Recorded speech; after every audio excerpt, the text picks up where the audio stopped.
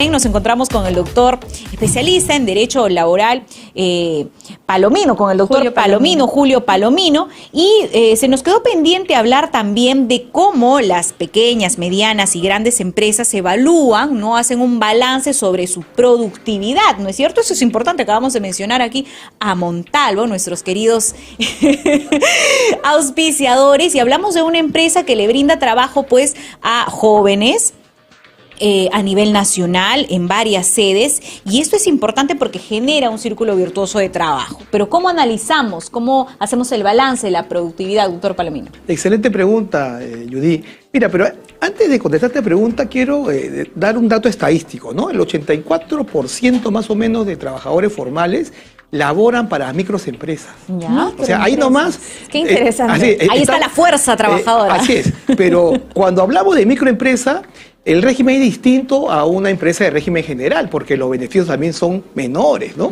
Entonces, imaginémonos, si estamos tratando de luchar saliendo el empresario de esta pandemia, cuando está en una microempresa, el trabajador va a cobrar menos, definitivamente, los beneficios sociales, cuando se desvincule, cuando se... Ahora, cuando hablamos de productividad, ¿qué ha hecho el gobierno para una mejora de un programa de productividad a nivel general? No existe absolutamente nada. Es más, cuando hablamos de productividad de una empresa, tenemos que referirnos a la capacidad de producir, ¿no? O sea, más o menos ver los estándares, ver cómo la economía de cada organización va a ir de acuerdo a la gestión del trabajador y también a la fuerza de trabajo del trabajador, y qué bienes y servicios se van a producir en un periodo determinado para determinar si la productividad ha sido positiva o negativa. Ahora, lógicamente que en nuestro país, si ni siquiera podemos hablar de un empleo formal, mucho menos en la actualidad hablar de una productividad que sea eficiente en cada una de las organizaciones. Ahora, ¿cómo se mide también la productividad? Mira, doctor? Se mide por el tema, pues, el factor del trabajo, ¿no? Pero si el trabajo es un trabajo informal, un trabajo que no tiene beneficios,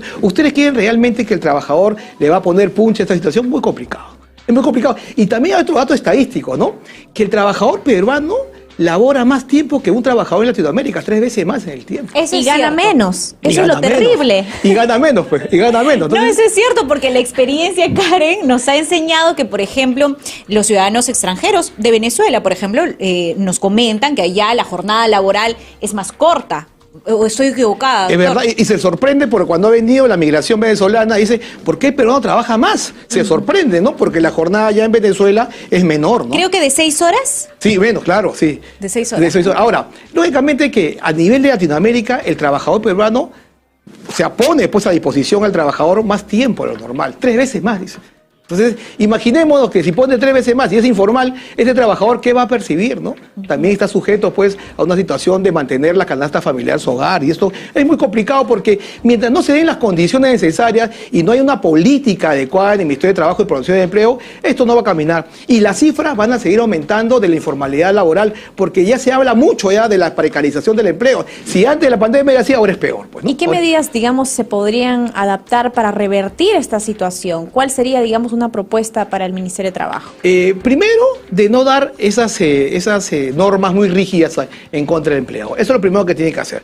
Y también sentarse al Consejo Nacional del Trabajo, que es el que agrupa, pues, representantes de los empleadores, del sector empresarial, del sector, los gremios sindicales y del Ejecutivo. Pero ¿qué ha pasado? La famosa ministra Betsy Chávez nunca ha hecho caso al Consejo Nacional de Trabajo. Siempre su opinión ha sido por encima, ¿no? Y simplemente cuando estaban tratando de conciliar, llegar a un acuerdo, nunca lo cumplía, ¿no? Eso ha sido justamente el tema del incremento de la remuneración mínima vital, ¿no? Entonces yo creo que por ahí va el lado, ver la forma de no dar unas medidas que sean muy drásticas, muy radicales en contra del empleador, porque esto no va a fomentar, al contrario. ¿Ustedes creen realmente de que un empleador, cuando tenga más rigidez, ¿usted cree que va a contratar formalmente? No, por el contrario, el empleador está mirando desde el balcón qué cosa está haciendo el Ejecutivo, ¿no? Porque definitivamente esta crisis política también está relacionada con el tema laboral. O sea, no es que la crisis política es ajeno al tema laboral. No contrata a un empleador formalmente si es que no hay una seguridad, y esto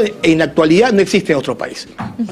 De acuerdo. Vamos a regresar entonces en otra ocasión para comentar también los detalles de la política del gobierno en cuanto al sector laboral se refiere. Yo recuerdo nada más, usted me ha hecho recordar que Betsy Chávez se llevó los laureles con una medida que favorece el magisterio cuando no había sido propiciada por el Ejecutivo, ni siquiera por el bloque magisterial, sino por un sector supuestamente de oposición, y ella pues se tomó la fotito con la firma cuando esta iniciativa había nacido del SUTEP. Vamos a regresar en otra ocasión con ese tema entonces. Muchísimas gracias. Gracias, Judith. Gracias, Karen. Bueno, hemos estado con el doctor Julio Palomino, abogado laboralista, pero